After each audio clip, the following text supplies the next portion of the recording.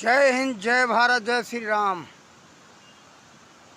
आज हम विषय रखेंगे, हिंदू ही हिंदू के धर्म ग्रंथ से नफरत करते।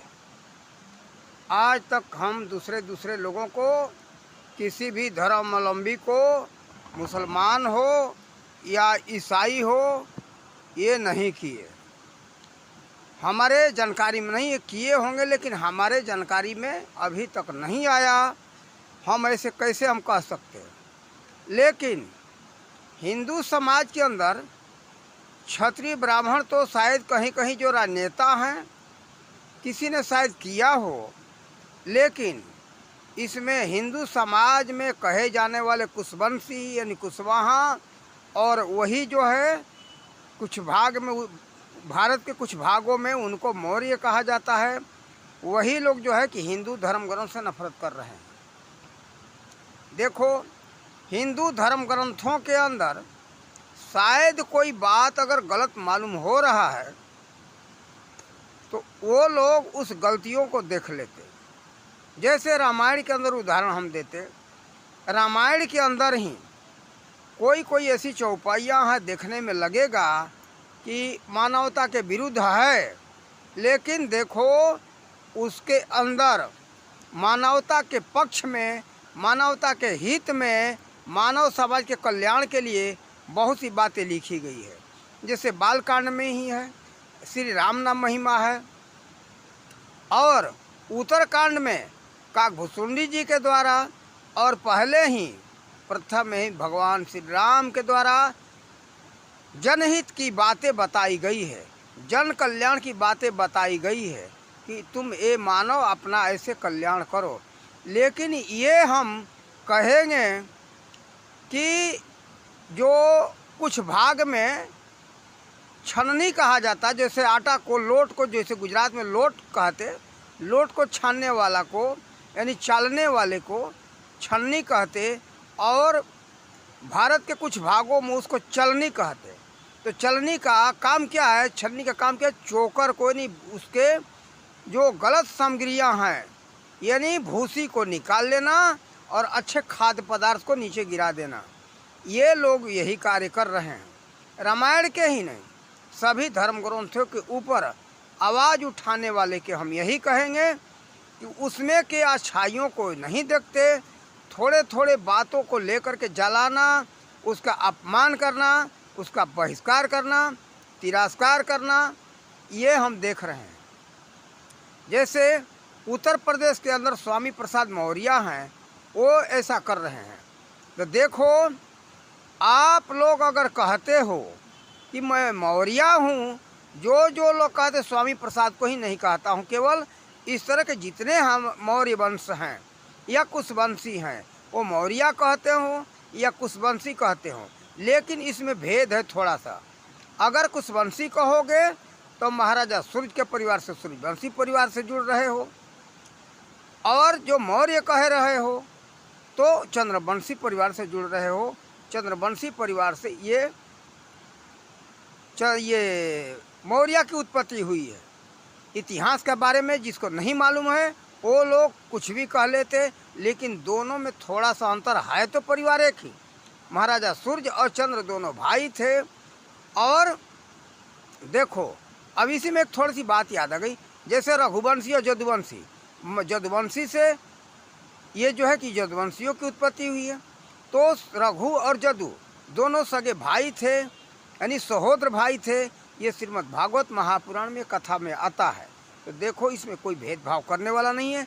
पूरी सृष्टि में हम सब का मानव समाज जितना है एक ही परिवार का संतान है। वैसे प्रारंभ से देखा जाए तो ये सृष्टि जो चल रही है विवस्वात मनु जी महाराज के द्वारा चल रहा है। ये देखो, मनु और शत्रुपा, शंभु मनु तो बहुत पहले हुए। इस कल्प में, कल्प का परिवर्तन होता रहता है। इस कल्प में ये 6 मनु का सृष्टि समाप्त हो चुका है, बीत चुका है। ये 7वां मनु विवस्वात मनु जी महाराज का संतान चल रहा है। अब पूरे सृष्टि मनु जी के संतान हो, इसमें भेदभाव करने वाला नहीं है। ये जो है अज्ञानी लोग भेदभाव करते हैं। अब देखो इसके बारे में बताएं। अब यहाँ आ जाओ, मौर्य और कुशवंशी के। कुशवंशी कहते हो, अगर कुशवाहा लिख रहे हो, तो आप महाराजा सूर्य के परिवार में ही ये भगवान मर्यादा पुरुषोत्तम श्री राम हुए थे और उनसे उनके ही पुत्र हैं कुश। तो कुश से जो उत्पत्ति हुआ है, तो जो कुशवंशी कहते हो तो क्या है, क्षत्रिय परिवार हो और क्षत्रियों का गुण होना चाहिए। देखो ऐसे जन्म जाति तो होता ही नहीं है, सब कर्म जाति होता है, लेकिन कर्म करने का प्रभाव मनुष्य के ऊपर पड़ जाता है और उसी में बन जाता है। तो देखो अगर कुशवंशी कहोगे तो क्षत्रिय परिवार हुए, अगर चंद्रवंशी कहते हो, मौर्य कहते हो, तो भी जो है चंद्रवंशी परिवार से जुड़ रहे हो, क्षत्रिय परिवार ही है। क्षत्रियों का गुण होना चाहिए। वो ऐसे साधारण मौर्य परिवार नहीं था। उसी के चंद्रगुप्त मौर्य के समय में चंद्रगुप्त मौर्य का वंश का स्थापना हुआ, मौर्य वंश का। तो देखो उन्हीं के पोता थे, यानी उनके लड़के के लड़के थे सम्राट, महान सम्राट अशोक मौर्य। तो देखो ऐसे वो लोग साधारण व्यक्ति नहीं थे, कायर नहीं थे। और यहाँ से लेकर के अफगानिस्तान हो, चीन हो, फिलिस्तीन हो और ऑस्ट्रेलिया हो, ये बर्मा तो था ही, लंका हो, ये सब जो है पूरे भारत का ही अंग था। इसमें से कट करके 22 देश बने हुए हैं। तो देखो कोई साधारण व्यक्ति नहीं थे, बहुत वीर योद्धा थे। उनके पास ज्ञान भी था, वो ज्ञान के आधार पूरे जो है कि इतना अपना लंबा साम्राज्य बना सके थे। ज्ञान भी था और तलवार का भी दम था। जैसे मानोगे हम मनाएंगे, अगर नाजायज़ करोगे तो उससे मनाएंगे, और नाजायज़ करने वाले का साथ कोई देता नहीं है। इस तरह से वहाँ का प्रजा लेकर के इन लोगों को अपना सम्राट घोषित किया था। ये नहीं है कि ज़बरदस्ती छीन करके नहीं, कि न्याय के बल पर। जैसे आज ही देख लो, एक प्रत्यक्ष उदाहरण है, जैसे हमारे भारत के प्रधानमंत्री हैं नरेंद्र मोदी, तो इनका जो है बगल में ही मांग हो रहा है पाकिस्तान में कि हमारा भी प्रधानमंत्री ऐसा होना चाहिए, ताकि ये विकासशील है और न्यायशील हैं। न्याय भी करना, विकास भी करना, हर तरह से विकास करना और न्याय करना। इसी तरह से उत्तर प्रदेश के जो है मुख्यमंत्री महोदय जो है आदित्यनाथ योगी जो हैं, उनका मांग तो विदेशों में हो रहा है कि वैसा ही हमारा जो प्रधानमंत्री हो, राष्ट्रपति हो। तो देखो इस तरह से सम्राट अशोक अपने राज का विस्तार किए थे। ये नहीं है कि तलवार के दम पर। क्षत्रिय थे, उनके पास बुद्धि भी था और अध्यात्म ज्ञान भी था, और साथ ही तलवार का तो दम था ही, तलवार में भी पीछे नहीं थे, आज के जैसे कायर नहीं थे। लेकिन बाद में वो बुद्धदेव जी के सिद्धांत को अपनाए और वो तलवार रख दिए कि हम हिंसा नहीं करेंगे। लेकिन ऐसा नहीं है कि कोई अत्याचार करने आवे उसके लिए तलवार रखा, और रख भी दिया हो तो ये गलत बात है। और उसी को हमारा हिंदू समाज ने अपना लिया। अपनाने का नतीजा ये हुआ कि ये लोग कायर बन गए कि हत्या कोई हम करेंगे नहीं, अत्याचार कोई करता रहे हमारे ऊपर, हम अत्याचार नहीं करेंगे। और ये नकली अहिंसावादी, इनको हम नकली कहेंगे। इस तरह से जो कि देखो मछली मार के खा जाते, सूअर को मार के खा जाते, और क्या कहते कि बकरा को मार के खाते, मुर्गा को मार के खाते। अरे तुम हिंसा करते हो, हिंसक हो, अहिंसावादी नहीं हो। केवल ये मनुष्य को मारना ही और गाय को मारना ही हिंसा नहीं है। ये देखो किसी भी प्राणी का हत्या करना ये सब हिंसा है। अगर सच्चे अहिंसक बनते हो तो किसी भी प्राणी का हत्या करना आज से और अभी से बंद करो, तब तुम बुद्धदेव के सिद्धांत को कहो कि मैं बौद्धिस्ट हूँ। यहाँ जो है अभी हम देख रहे हैं कि यहाँ कुछ कुशवंशी और मौर्यवंशी कहने वाले कहते कि तो मैं बौद्धिस्ट हूँ। तुम कैसे बौद्धिस्ट हो, नकली बौद्धिस्ट। देखो बुद्धदेव जी का कहना था, पहला बात, सत्य और अहिंसा परमो धर्म। हमारा खुद का स्वयं का धर्म है सत्य और अहिंसा।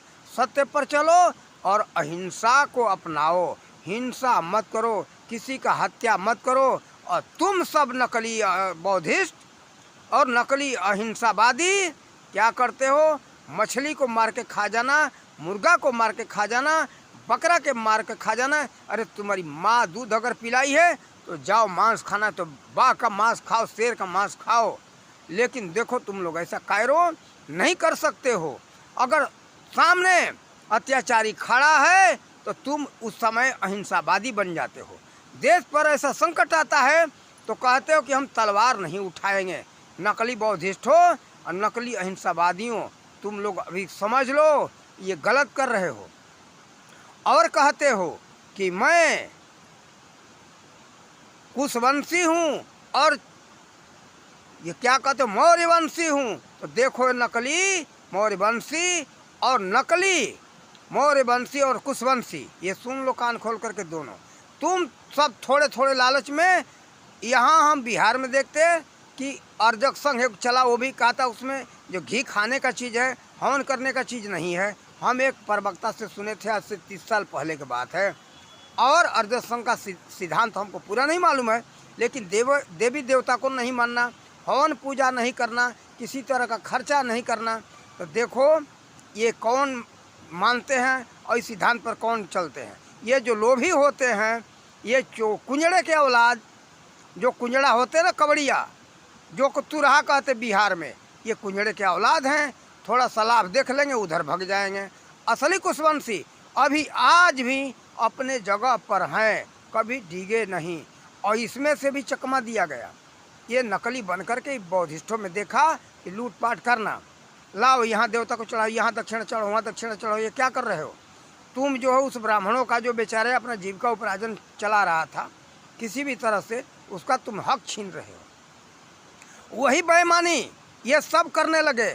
आर्य समाज को वही देखता हूँ, आर्य समाज भी चला ऐसे कि करना नहीं है। भले आर्य समाज का स्थापना महर्षि दयानंद सरस्वती ने अच्छे ढंग से किया हो, लेकिन ये नकली आर्य समाजी आजकल क्या करते हैं, वही पंडितों वाला कार्य करने लगे। यहाँ चढ़ाओ, वहाँ चढ़ाओ, इतना चढ़ाओ, उतना चढ़ाओ। ये हम देख रहे हैं, चढ़ावा करवाते भरपूर, दान दक्षिणा लेते हैं। पहले इनका तो निश्चित है इतना इनको पैसा चाहिए तो कहीं भी कर्मकांड कराने जाएंगे, या नहीं तो जाएंगे नहीं। लेकिन किसी ब्राह्मण को हमने ऐसा नहीं सुना था निश्चित करके जाते कि हमको इतना चाहिए। लेकिन ये निश्चित कर लेते, इनका जैसे लगता है ये नौकरी करने आए हैं, ये नौकर हैं।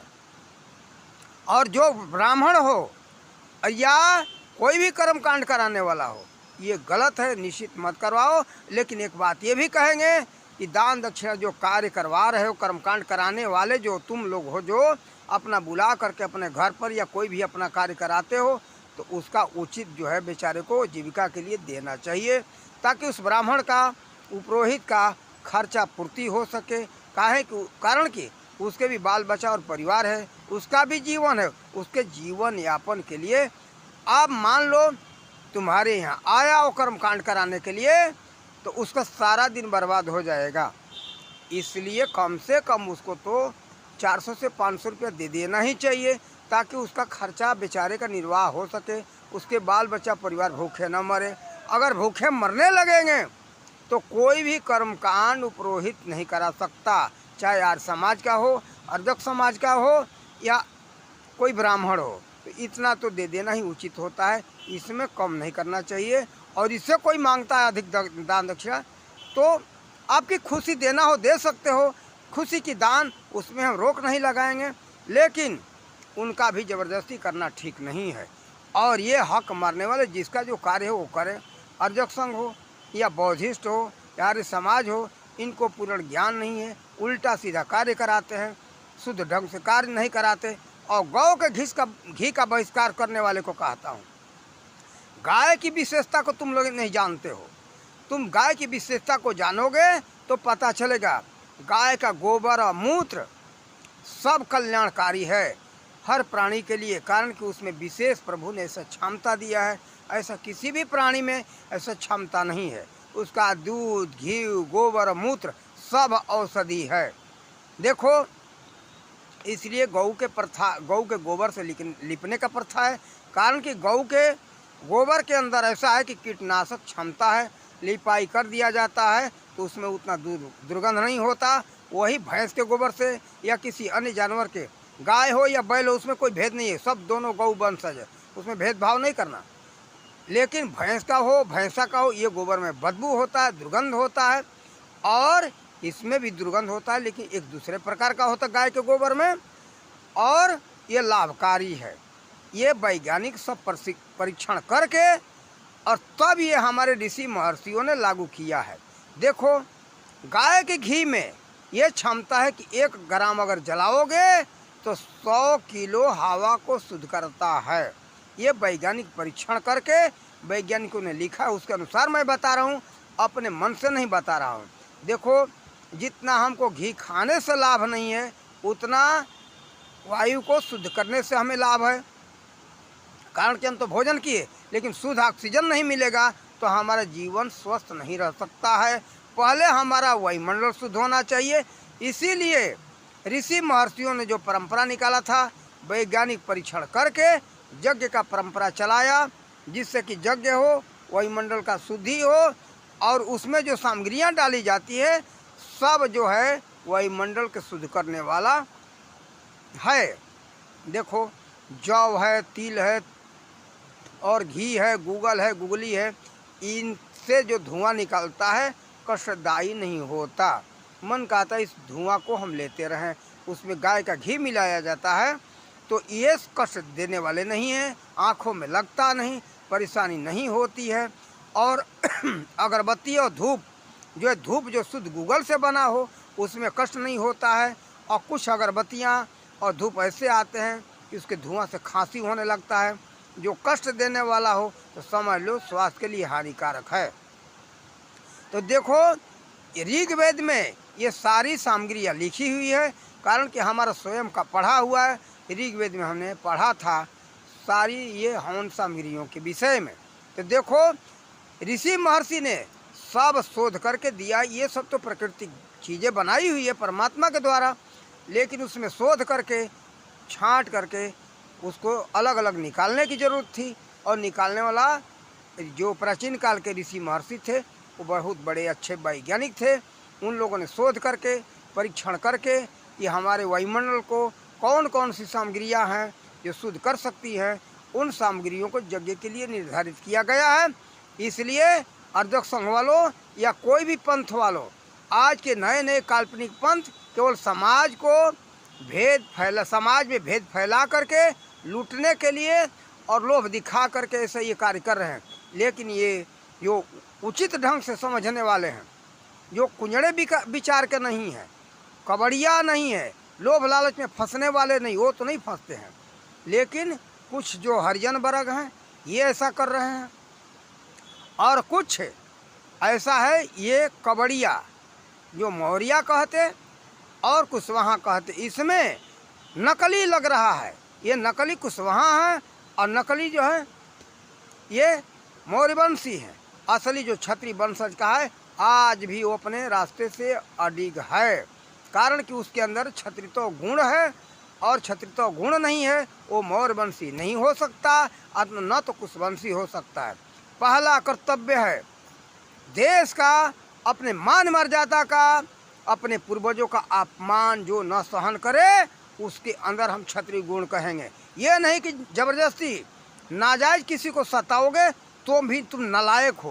क्षत्रिय अपने को कहो तो, अच्छा कुछ भी कहो तो, चाहे कुशवंशी कहो, मौर्यवंशी कहो या क्षत्रिय कहो, नाजायज किसी को मत सताना। नाजायज सताना ये राक्षसी काम है। हमारे भगवान श्री राम ने क्या किया था? ये सताने वाले जो ऋषि महर्षियों को सताते थे उनका इन लोगों ने वध किया है। चाहे वो भगवान श्री कृष्ण हो, चाहे परशुराम जी हो, चाहे हमारे भगवान मर्यादा पुरुषोत्तम श्री राम हो, ये लोग नाजायज करने वाले को इन लोगों ने वध किया है, सताया है। बेचारे सीधे साधे को, भोले भाले को और शांति से रहने वाले को कभी नहीं अत्याचार किए, किसी को दबाए नहीं, किसी को दबा करके छीने नहीं और उसका हक छीन लो। आज के कहीं कहीं हम सुने कुछ क्षत्रियों के मुंह से कि मांगो मत, किसी चीज़ का जरूरत हो तो छीन लो। ये छीनना उचित नहीं है। क्या आपने कमा करके दिया है? कमा करके दिया है वो भी मांगो, अगर नहीं देता है तब छीन लो, कानूनी कर तौर से ले लो या ज़बरदस्ती ले लो, लेकिन कमा के दिए हो जिसमें आपका अधिकार है, आपका हक है, हक के लिए मैं नहीं कहता हूँ कि पीछे हटो, हक के लिए तो लड़ो और अपना हक लड़ करके ले लो, उसमें कोई दो बात नहीं है। लेकिन नाजायज किसी को मत सताना, और नहीं तो छतरी के नाम में कलंक लगा रहे हो। ये छतरी का धर्म नहीं है, राक्षसी धर्म है। अब देखो, हम ये देखते, ये जो है मौर्यवंशी कहने वाले, चाहे कोई भी हो, अभी हम बिहार के, पता नहीं, वो ध्यान नहीं, वो क्षत्रिय है या ब्राह्मण है, उन्होंने भी रामायण का अपमान किया था। और देश में तो रामायण का अपमान करने का, धर्म ग्रंथों के अपमान करने का प्रथा चल पड़ा है। अरे हिंदू का कहते हो तो सोचो, मैं हिंदुस्तान का हूँ और इसी भारतवंशी हूँ, ये भारत नहीं भरतवंशी हूँ, तो महाराजा भरत के संतान हो, तो देखो भारतीय हो और किसी भी धर्म ग्रंथ का अपमान मत करो। थोड़े थोड़े लोभ लालच में आकर के ये सब क्या कर रहे हो सब लोग, ये गलत बात है। आप सब लोगों से हम यही हाथ जोड़ करके निवेदन करते, कोई भी हो धर्म ग्रंथों का अपमान न करे, और नहीं तो धर्म ग्रंथों का अपमान करे तो हम क्या कहेंगे, चलनी और छननी। ये काम अच्छा नहीं कर रहे हो, गलत है। कारण कि ये जो धर्म ग्रंथों में मानव कल्याण के लिए, जीव कल्याण के लिए सारी बातें लिखी है, और जो कहीं कहीं गलत दिखाई देता है, ये सब विदेशियों द्वारा मिलावट किया गया है। मैं बार बार बताता हूँ कि मैक्स मुलर मिलावट किया और लॉर्ड मैकाले मिलावट करवाया। मैक्स मुलर जर्मनी का रहने वाला था और इंग्लैंड का रहने वाला था। ये लॉर्ड मैकाले आ करके यहाँ जो गवर्नर था उस समय, जिस समय की 1868 में, उसने धर्म ग्रंथों में, भारत के इतिहासों में बहुत मिलावट करवाया है। और हो सकता है, ऐसा तो हमको सुनने में आ रहा है, और भी धर्म ग्रंथों में, बाइबिल में, कुरान में। बाइबिल में तो हमने देखा, कारण कि बाइबिल में पहले ऐसा हिंसा के लिए छूट नहीं था, लेकिन अब जो आ रहा है छप करके बाइबिल में, हिंसा के लिए उसमें दिखाया गया है। ये गलत बात है, ये उचित नहीं है। कारण कि ये यीशु मसीह ने कहा है कि हम सब परमपिता परमात्मा के संतान हैं, सत्य और अहिंसा के मार्ग पर चले।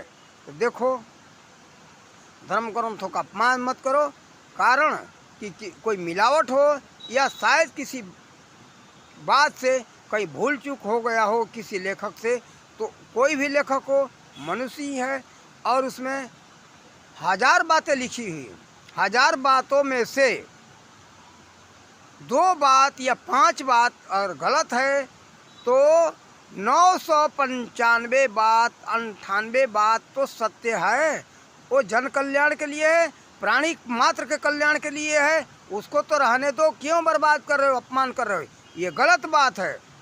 देखो, ये किसी भी धर्म ग्रंथ का अपमान करने से पहले 100 बार सोचो कि 995 या 98 जो सत्य बातें हैं उसको हम कैसे गलत करते, उस धर्म ग्रंथ का अपमान कैसे करते। मात्र मान लो 5 बात या 2 बात गलत है, इसलिए पूरा धर्म ग्रंथ हो गलत नहीं हुआ। तो देखो, हम सबको यही राय देंगे, वैसे आपकी मर्जी, जो करना है करो, उसका नतीजा तो आपको भोगने को जरूर मिलेगा। अभी पता चलता है उत्तर प्रदेश के अंदर 10 साल के लिए सज़ा की ऐसे ऐलान कर दिया है इलाहाबाद हाई कोर्ट ने स्वामी प्रसाद मौर्य के लिए। तो हम उस जज महोदय के कोटि कोटि अभिनंदन करते, बहुत बहुत धन्यवाद देते, और हर जज और हर मजिस्ट्रेट ऐसा सज़ा दे।